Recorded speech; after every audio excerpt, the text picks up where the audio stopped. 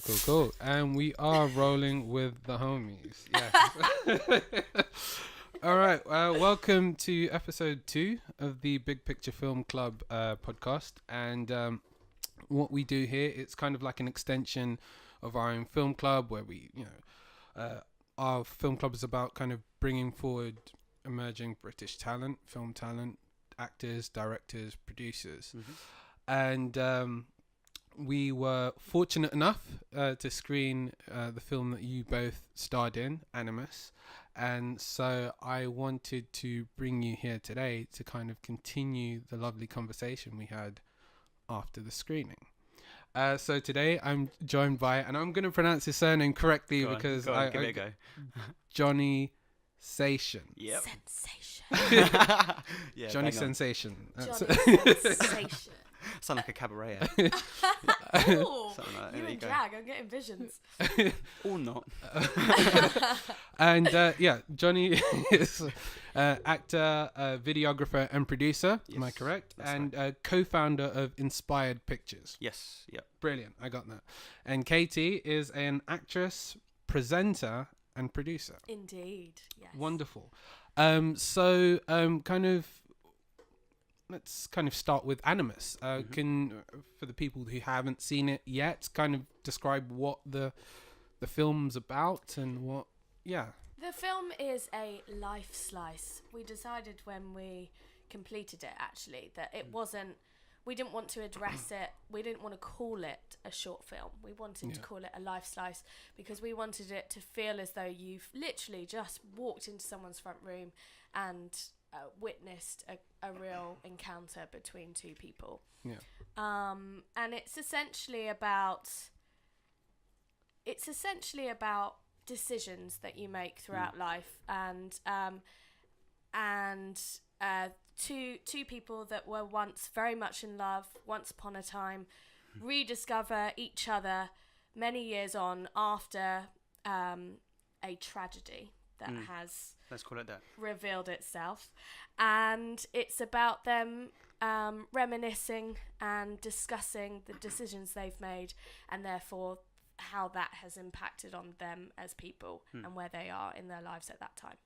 I think the reason why we called it a life slice is because there's no real conclusion. I think in the film there's Understood that aspect of it, yeah. Cool. I mean, that's kind of what we wanted to go with, was to keep it very real and very close to life, which is, hence the life slice. Yeah. Working with Mark J. Blackman, who's the director and writer of Animus, it was very much a what's the word?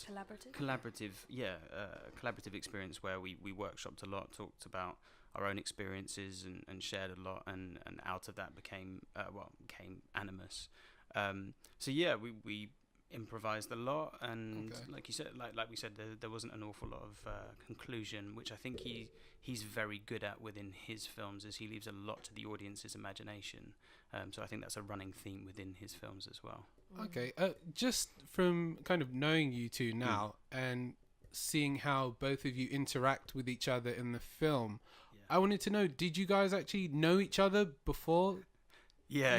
Okay, cool. We go a few years back now. Oh, okay. So we first met on a film set, didn't we? Yeah. And we worked on a couple of films together, and we have since developed a friendship and realised that we bring really great things out in each other.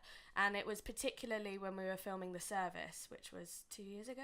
Yeah, The Service was a spy thriller, basically, that we produced at Inspired Pictures, and working with Katie, it was fantastic working with her, and it was a role that I hadn't seen her in before, and it was interesting to see you take on that sort of role. So we both felt at the time that we worked really well together, and we brought out interesting things in each other and wanted to push each other as actors. So yeah, we got together and decided to find something and work on something. And at the time, I actually met Mark in Cannes in 2012, like a long time ago. Oh, wow. And there just hadn't been the opportunity to work with him. And yeah, it was through social media, really. I found him again, and then he messaged me about a film that in the end I wasn't right for. And then he said, well, I'd really like to work with you. Is there anything that you're working on at the moment? And I said, oh yeah, there just happens to be this film that Katie and I are working on at the moment. Got some ideas, let's get together. And that's kind of where that all happened. Well, Johnny and I, after deciding that we worked really well together and both being producers, we thought, okay, let's make something happen. And so we started writing a project and actually realised that it was very similar to work that we've previously done. Yeah. So we went back to the drawing board, and by this point Mark had come on board, and so we all got together and we went, right, what kinds of characters do you want to play? What kind of story do you want to tell? And that's when we started going, okay, this, and then started jotting things down, workshopping, and then that's where it all began. Yeah. Seems like quite you've kind of really molded it, and it kind of seems like the project took on many layers and kind of eventually grew into what we very much saw, so, yes. rather than that being the initial idea and you two running with it. It was really an exercise. An exercise, yeah. It was really refreshing to work in that way. We took, I think, both as actors and producers. Well, producing wise, it made me quite nervous because I like to be very organised. Yeah. And there He's was very organised in a great way. Thank you. I try to be anyway. Yeah. So yeah, as a producer, it made me quite nervous because Mark was very keen on us improvising even on the day, which I loved as an actor. As a producer, it scared me quite a lot. So yeah, I was kind of torn on the day, and then had to really put down the producing role and focus on the acting. So yeah, as an actor, it was great pushing myself and being pushed in different ways. So for example, I mean, we were talking about the character previous to Animus. I go to the gym 5 days a week. I try and look after myself as much as possible, and I'd been playing quite a lot of action-based roles. Yeah. Whereas I've gone completely the other way. Really didn't look after my hair. Had to let my beard grow quite a lot. Shock horror. I feel you there. It was emotional. It was emotional just having to go through that. But yeah, it was really nice being pushed in that direction. It was so wonderful to watch as well, and being his friend as well, and being able to support him through that just really helped the development of the characters, but also just both our skills as an actor. Yeah. Wonderful. So how have you been finding like the reception at festivals, and like I know you've played it at a few dates now, and how does it feel? What's the feedback like? I think it's been an interesting experience with Animus because I think people either get it or they don't. Okay. I think some people really crave a resolution. Yeah. And because it's not that sort of short film, I think some people might be put off by that. On the other hand, some people absolutely love it. I think because of the look of it, I would compare it to things like maybe the TV series The Bridge, or something like that. So it does definitely seem to have a European audience, but I wouldn't call it your average short film. So yeah, at the moment it's doing really well. We've won a couple of awards. It's screening at a few festivals at the moment, and yeah, we've got a long festival run ahead of us. Oh, wonderful. Yeah, wonderful. We've got some lovely reviews as well. Oh yeah, some fantastic reviews actually. So it's had a great reception. We've been sending it out to people so far. We were really pleased with it because we didn't have an initial plan necessarily at the start of it, and then we thought, hey, this is really nice. Yeah, let's whack it out there. And I think it's because it sits so still, it stands out and in amongst other films at short film festivals sometimes, because a lot of people in a short film try and showcase as much as they possibly can. And then this is a nice sort of break from that, and it's I think it was Mark who really wanted to. He said that Animus was about faces in terms of the way that it was at least shot. And that's why we've chosen the aspect ratio. The 4:3 aspect ratio, which was, again, as a producer, made me very nervous. But I think as a creative, it's come out beautifully, and hats off to Mark and the cinematographer Beatrice, who fantastic work. Lots of risks. More intimacy. Yeah, I think so. One of the things I wanted to touch on specifically, and we spoke about, I guess, the lifetime time of short films, no pun intended, and I guess what is the home or the eventual place for a short film to sit in after it's done its run? And I think we're in a weird place where I'd liken short films that they're almost halfway between, and forgive me for saying this, it's almost like halfway between a music video and a feature-length film in how it's marketed. Yeah. But I don't know, and I don't think the movie industry as a whole knows how to cater to short films. I agree. And do you see? So I guess you acknowledge the issue, but how best do you think we or the industry can sort of resolve it? Where actually we've got these great shorts, and they need a home. Yeah, where absolutely. do we put them? I think with the growing rate of consumerism and binge watching culture, I think there's certainly a demand to watch a lot of short films. I just think the way that people in the film industry look at short films, they tend to be perceived as a showcase piece to go on to make a bigger and better film. So I think if we start catering for that and perhaps make a series of short films that are in a particular genre or something of that nature. I mean, I guess web series kind of cater for that. But I think it's the way the film industry probably perceives short films to be and what they mean. Yeah. I think from my point of view, I've always looked at short films as a calling card. Yeah. That's kind of, what it's been an opportunity to be creative and showcase different aspects of what we've wanted and what we've been working on. So yeah, with some of the short films that I know we've both produced, or oh, sorry. it's all right. That was What's a going on? It's microphone. It wasn't a really. It's like a creaky ship or something like that. I thought it sounded like a burp. But Definitely not. I've not had my dinner yet. Yeah, I've always looked at them as a calling card to then potentially pitch to people for bigger projects. Yeah. I think, at the screening with you, we talked about this, and we've looked at distribution and different companies that offer different sorts of distribution. I think the issue is that we've found is that a lot of them want. Sorry. It's all right. It's creaking again. Yeah. They want you to be what's the word I'm after? Exclusive? Yeah, there we go. Yeah. They want you to be exclusive. Yeah.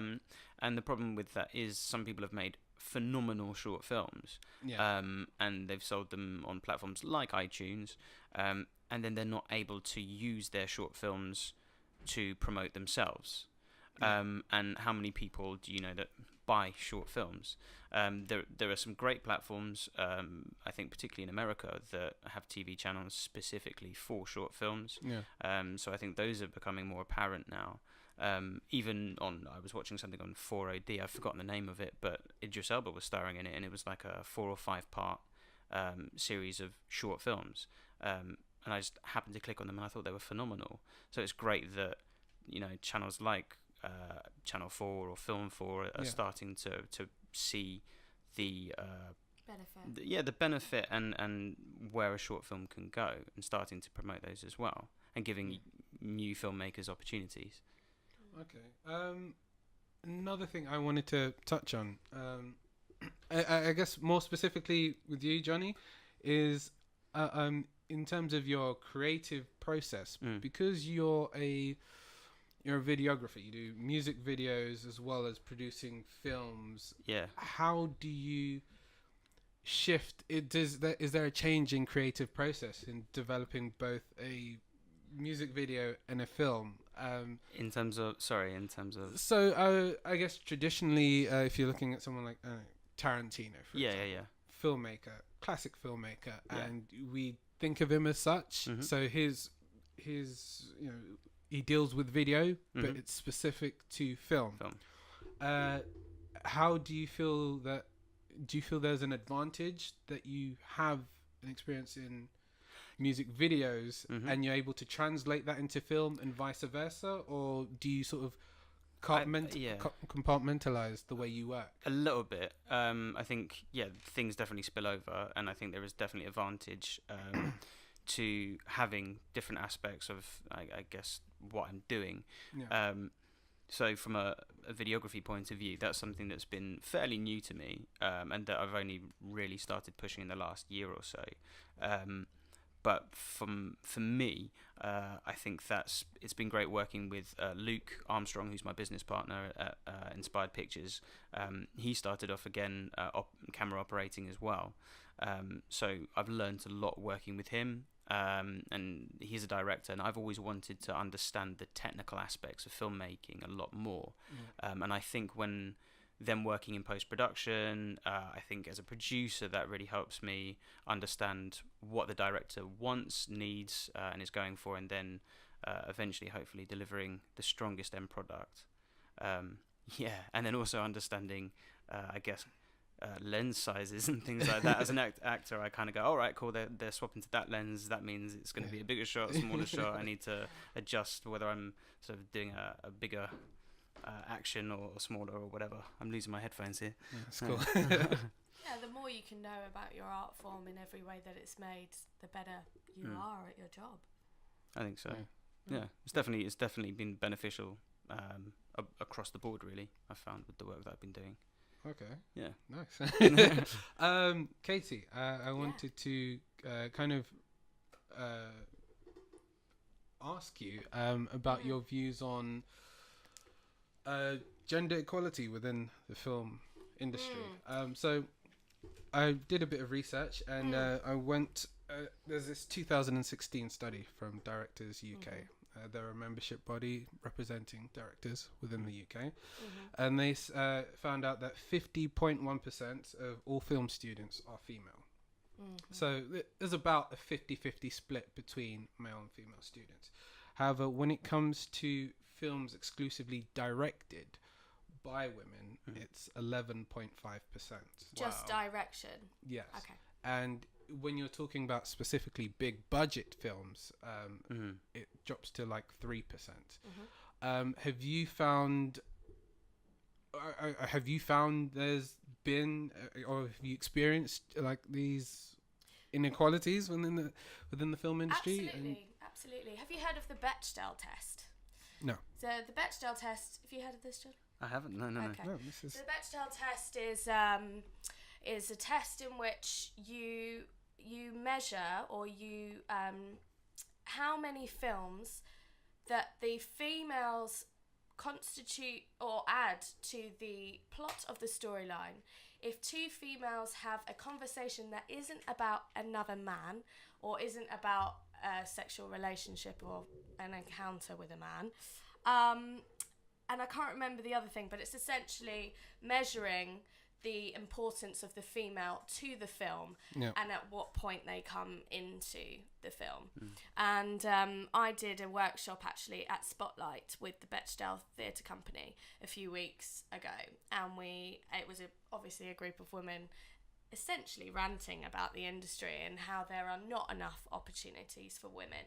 And I certainly became a producer, one, because I wanted to make opportunities for myself. Just being an actor in general is a struggle, let alone when you're a female, and let alone when you're a blonde female and not very good at playing dumb characters, because those are the only roles that you tend to be offered.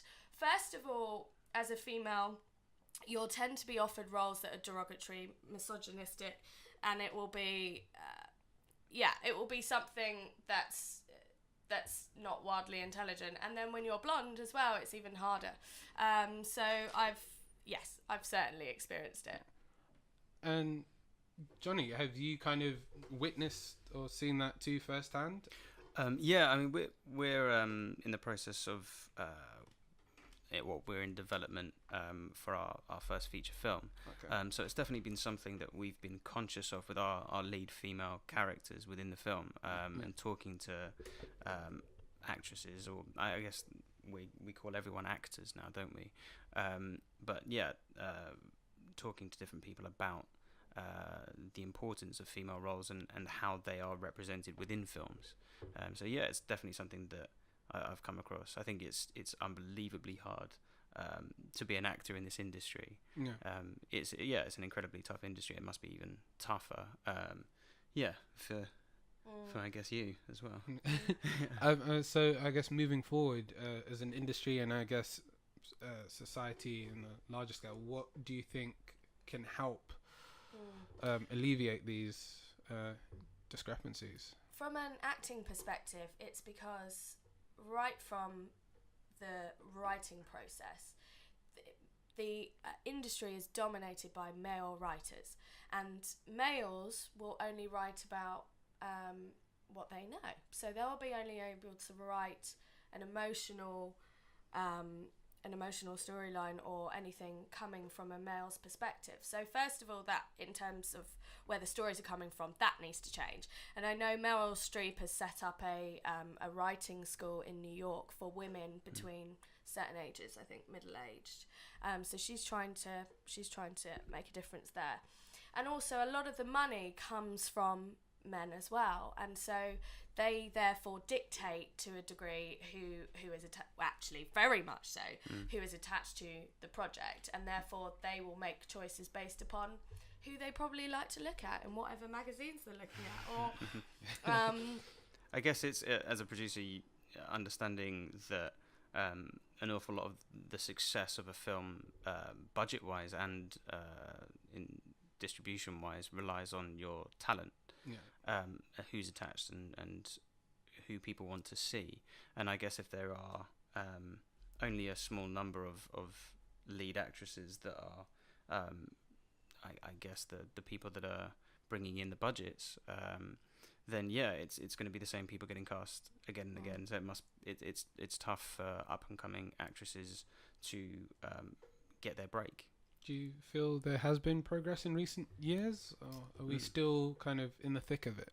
I feel that I'm becoming more aware of issues within the film industry, and I'm seeing more.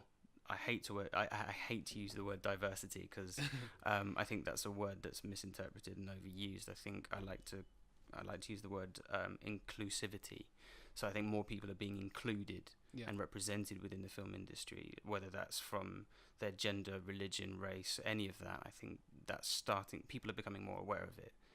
And so there is progress being made. I think the first thing you have to do is accept that there is an issue and become aware that there is an issue, and then people can start making progress. Yeah, and when economic changes happen, then socially everything should fall in line too. Yeah. So people need to set a good example. Looking at you. Mic drop. Another thing I wanted to touch on is representation. In terms of acting agents and whatnot. Oh yeah. And I wanted to know, like, how did you guys find your respective agents? Well, God, we just do everything together, don't we? We're both represented by the same agent, but Agency, yeah. Agency, okay, and that's different fair. agents within that agency. Yeah. And we both realised randomly that we had both signed to the same agency.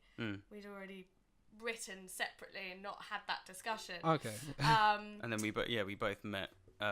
We met our respective agents in the same week or so, and then This would be Diamond, if I'm... Diamond Management. Cool. Shouts out to them. Shout out to Diamond Management, absolutely. Yes, go on, Gene. Shout out to Leslie Duff. I think we met our respective agents in sort of a space of a week, and then we're having a phone conversation. I was like, oh yeah, I've met this fantastic agent, really get on with her really well, she gets me. And then you were like, who is it? I said, Diamond Management. And then you were like, no way. Like, it just kind of just happened, right? Yeah, I think both sort of being quite hot and with our fingers on the pulse and stuff, we knew who were decent to approach, and so we were very selective in who we approached, and therefore great minds think alike. It's not like I really deduct that. So for up and coming emerging actors, what would your tips be to kind of be one to attract an agent and to attract the right agent? Do you want to go on this one? Be specific. Agents get approached all day, every day. Yeah. And if you just send them a generic email, they're not going to notice it. Do your research. Know who they represent. If they have anyone similar to you. If they are casting, as in if they are finding people to work on the sorts of projects that you want to work on. Have a good show reel. If you can't get footage from other people, make your own stuff. That's how me and Johnny became producers. You can do it. There are so many film students out there. There are so many cameras that are decent enough to film on now. Find a decent script if you don't already have one. Write it between yourselves. Just improvise something, film it, make it look all right, and chop it together. And relentlessly approach people. Just know what's casting at the moment. Get in touch with the right people, and just try and meet as many people as possible as well. Networking is so important. It's really harsh to do, and sometimes it's really draining, but it's so important. Yeah, building relationships, and then I think the important thing is maintaining those relationships, because especially if you haven't spoken to someone in a year and all of a sudden you're like, hey, hello mate, can you do me a favour? Like, oh yeah. So from my perspective, I think it's when you're writing to an agent, I was having a chat with someone about this week actually. It's important to not undersell yourself and be incredibly modest, but I think don't oversell yourself. I know that agents get emails saying, if you don't respond to me, you're going to miss out on this huge opportunity, which my understanding is they tend to get ripped up and thrown in the bin or deleted if it's an email. So yeah, in terms of selling yourself, do it, but in the right way. Show reels, I think show reels are incredibly important. I think that's something. Plug in there, Johnny. What show reels? A little plug. Yeah. If you need a show reel. If you need a show reel, I guess I'm filming stuff. Yeah. I'll film anything, me. Not anything, but yeah. I mean, I think Katie and I worked on her show reel, and both of our show reels have had a great response so far. I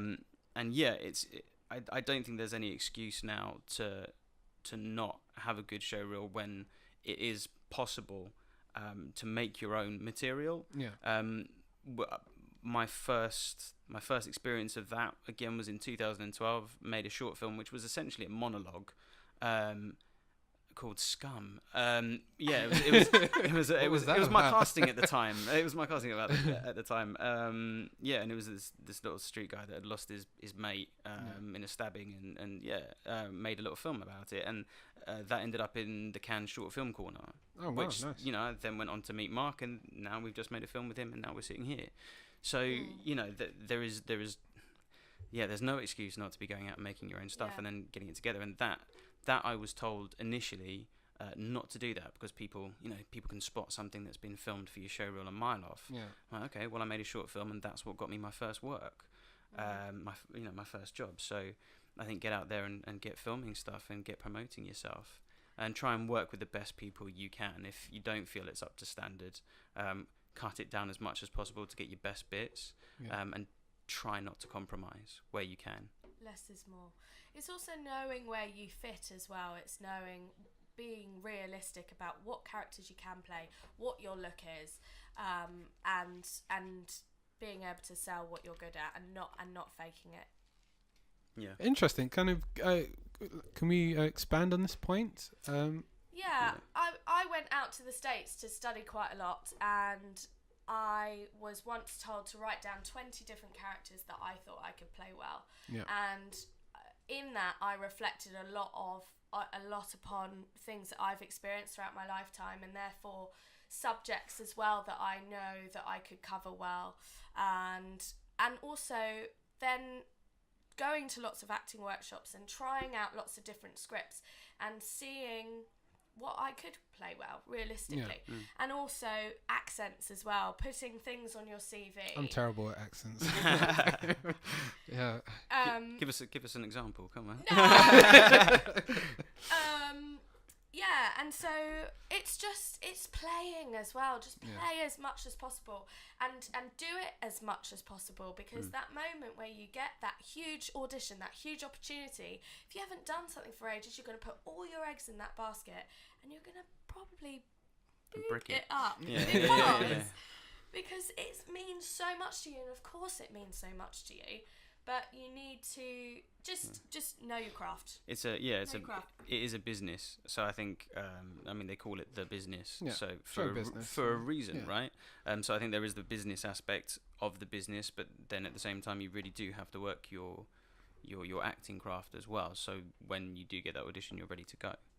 I think from talking about casting and that sort of thing, I've found short films, especially ones that we've worked on together, that's the opportunity that I've had to showcase the different characters that I could potentially play, or push myself in the direction that I wouldn't normally get the opportunity to play, especially in sort of a more commercial front. I think Animus did that for me. I think I got to an age where I was sort of, I guess, fresh out of drama school. I was playing a lot of Essex, White Boy, that sort of thing.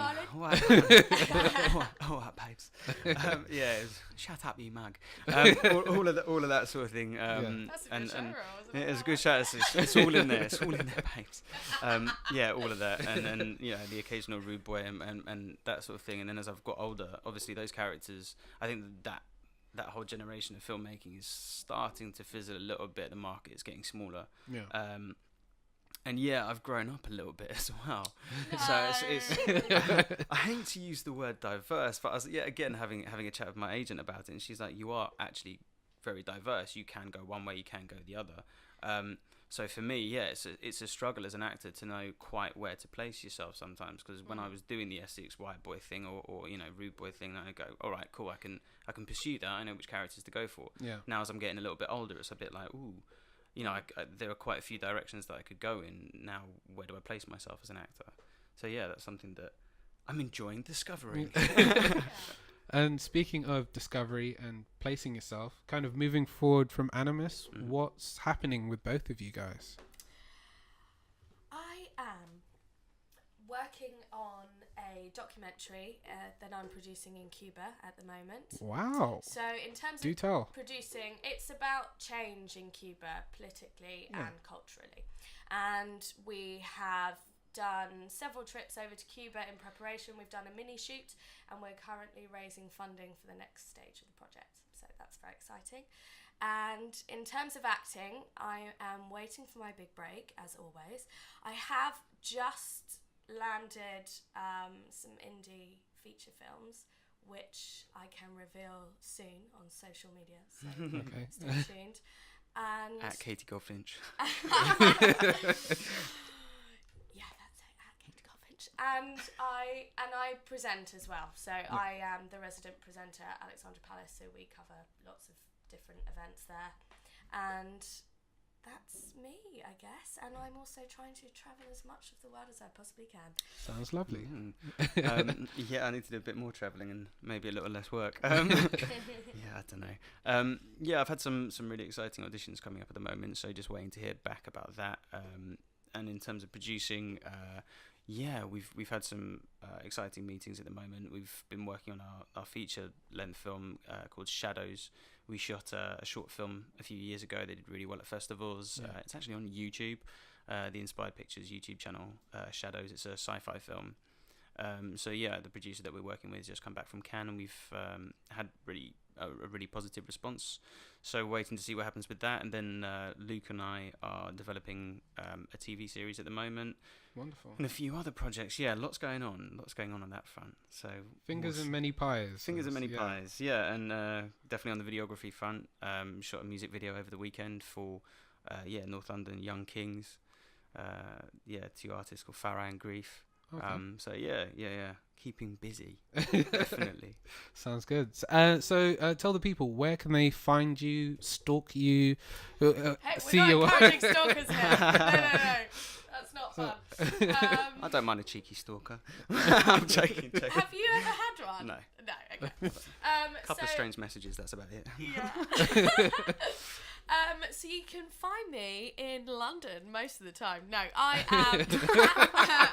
That's really weird. Yeah. Oh dear, I really need to work on my humour. Okay, so my Twitter is at Katie Goldfinch, and my Instagram is Katie_Goldfinch_, and pretty much everything to keep up to date with what's going on in my life. www.katiegoldfinch.co.uk. From me, I'm on Twitter at Johnny Sachon. I'm on Facebook, Johnny Sachon Actor. Sorry, for the people listening, can you spell Johnny Sachon? I have trouble kind of figuring this out. So it's definitely a unique name. Yeah, I've had a few interesting. Where is it from? That's a good question. Yes, We were really chatting good about question. that. So It's for another podcast. it's a whole another podcast for that. It's originally Russian actually, and it was changed a few years ago. So it's kind of a strange mix of. I think it was made to try and sound French. So it's an original surname, definitely. But yeah, Johnny Sachon is JOHNNY SACHON. Sensation. I'll take that. So at Johnny Sachon on Twitter, Johnny Sachon Actor on Facebook. I've just joined Instagram actually. It's something that I've just got Yes, on. I wow, noticed welcome to the that. club. I'm excited about it. So at Johnny Sachon on Instagram. If you do on Instagram, I don't know. I Yes. guess. Yeah, Do we you have a handle do. There you go. Just get his grips on the handles. On the handles and the hashtags and all that Didn't. business. Hey. If you want to check out our company website, it's www.inspired-pictures.co.uk, or my personal website's johnnysachon.com. And his personal telephone number is 07. And if you would like to be a stalker for Johnny Sensation, just get in touch. I'm gonna have to set up an account just for Johnny Sensation now. Has anyone I'm said sure that there's to you I'm before? sure I there's a wasn't the Johnny first one. Sensation There must be somewhere in the On- world of social in a media. certain other film industry that we are not part of. That was a long time ago, Katie. A long time ago. Don't talk about that anymore. And my surname is a British bird, if you didn't know. Little random fact for you. Goldfinch. And you're a British bird. There you go. I am a British bird. Way. Didn't- Yay. It's just all the puns here, guys. Yeah. Awful. Katie, Johnny, it's been wonderful to have you on the podcast, and this is not the last that we'll be hearing of you. Certainly, we want to keep on the conversation. Please let us know what you're up to, where we can watch your film screenings. Absolutely. Any news, info, just send it over to us, and we'll happily spread the word. And Thanks for having us. Yeah, thank you very much. It's been great. that's the least we could do.